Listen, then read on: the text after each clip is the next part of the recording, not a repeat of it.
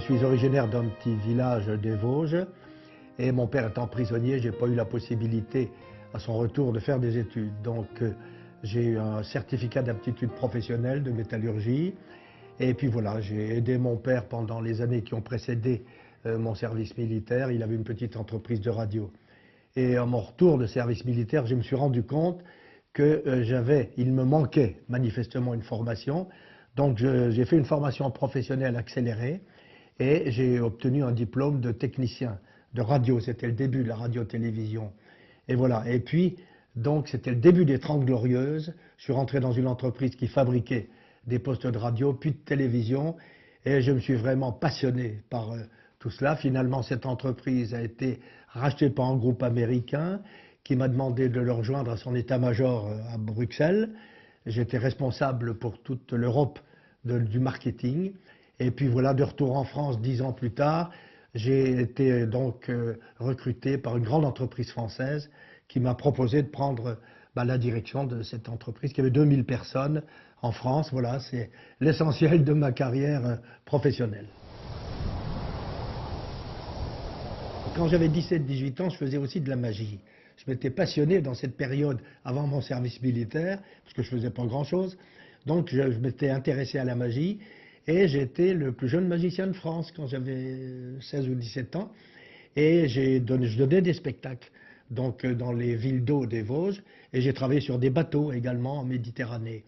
Et donc avant de prendre ma retraite, 8-10 ans avant, j'ai eu un accident d'avion en revenant de Stockholm. J'ai perdu complètement l'oreille gauche. J'ai eu une dépressurisation brutale. J'ai été rapatrié à l'hôpital Necker en France. Et un jour, dans cet hôpital-là, en me trimballant dans les couloirs avec l'appareil qui sert à alimenter donc l'oxygène, j'ai vu par une porte entrouverte des enfants qui étaient hébétés sur leur lit. Et je me suis souvenu du regard des enfants 40 ans plus tôt, quand je leur donnais des spectacles de magie. Et je me suis dit, si un jour j'ai la chance de pouvoir prendre ma retraite, je referai de la magie, mais cette fois dans les hôpitaux. La retraite est arrivée, et là je suis retourné dans les hôpitaux et j'ai donné des spectacles de magie. J'ai décidé, 3 mois après, je suis allé voir le directeur de l'hôpital Necker, d'ailleurs c'est ce fameux hôpital où j'avais eu le flash 8 ans plus tôt, et pour lui proposer donc de donner des spectacles dans l'hôpital.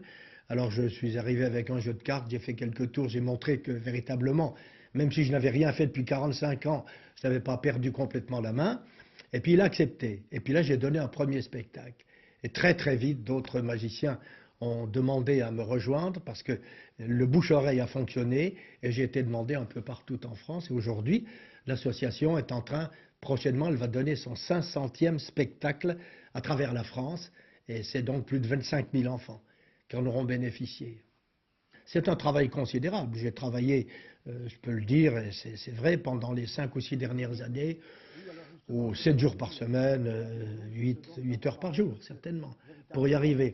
Et donc, là, j'ai eu beaucoup de mal à trouver un successeur. Alors, je vais vous demander à tous, je compte jusqu'à 3, de souffler très fort, tous également ici, et on va essayer donc de réparer complètement le collier. 1, 2, 3. Est-ce que ça a marché? Mais oui, mais on dirait que ça a marché. Merci.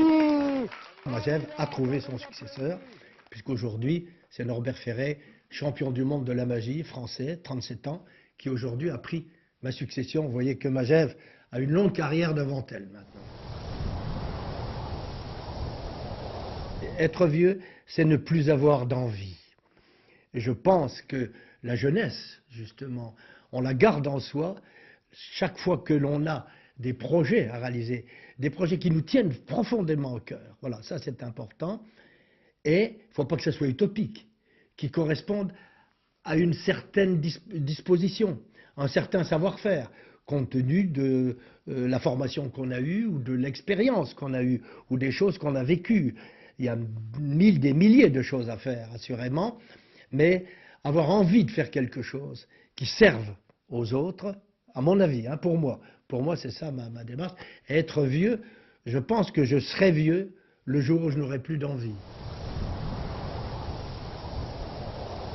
Non, au contraire, je pense que les personnes âgées les vieux, comme vous dites, ont beaucoup à apporter aux jeunes. Et ce serait la pire des choses de faire cela, parce que justement, ça serait les couper définitivement de cette richesse qu'ils ont et que normalement, ils devraient transmettre. Il faudrait au contraire trouver le moyen de permettre aux personnes âgées de s'investir. Ça serait formidable pour les jeunes et également pour eux. À un moment donné, pendant peut-être quelques jours, quelques semaines, je me suis trouvé dans cette société de loisirs. Parce qu'en me réveillant le matin, il se trouve que je n'avais plus 15 mails auxquels il fallait répondre, 3 réunions à avoir dans la journée, et je me trouvais dans cette société de loisirs. Et je me suis dit pendant quelques jours, au fond, je vais véritablement en profiter de la vie. Très vite, j'ai compris que ça n'est pas cela du tout qui m'apporterait le bonheur, la joie de vivre. Parce que, comme chacun de mes confrères qui ont mon âge, un peu plus jeunes ou un peu plus âgés, je suis absolument convaincu que pour avoir du plaisir de vivre chaque journée, pouvoir se dire que ça va être une journée formidable, eh bien, il faut avoir un but, un objectif, quelque chose à faire pour aider les autres si possible, mais certainement pas simplement le loisir pour se faire plaisir à soi. Ça me fait penser à une citation que j'ai lue récemment de Denis Tillignac qui dit dans Considération inactuelle, je sais que chaque aube me promet un bel ensoleillement pourvu que les flèches de mes désirs sachent percer les nuages. Voilà, je crois que ça résume bien la question.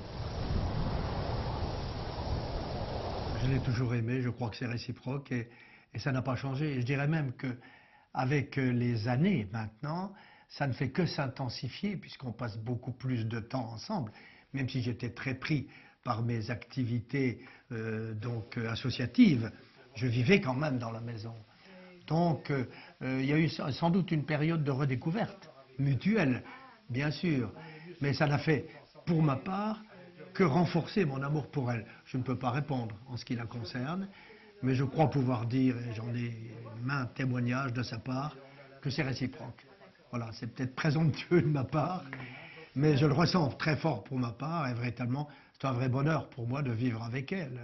C'est ma femme, c'est ma maîtresse, bien sûr, et ça ne pourrait pas être mieux si j'avais quelqu'un à l'extérieur, ce qui n'est absolument pas le cas, bien sûr.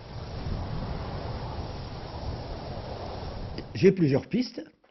Je ne sais pas encore ce que je vais choisir, mais je sais qu'il faut que je continue à rencontrer des personnes pour comprendre l'aide dont elles peuvent avoir besoin et leur apporter, si j'en ai les compétences, compte tenu de tout ce que j'ai vécu.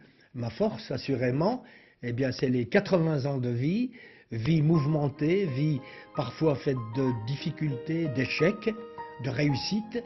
Et j'ai acquis une certaine démarche, si vous voulez, qui me permet d'avoir confiance.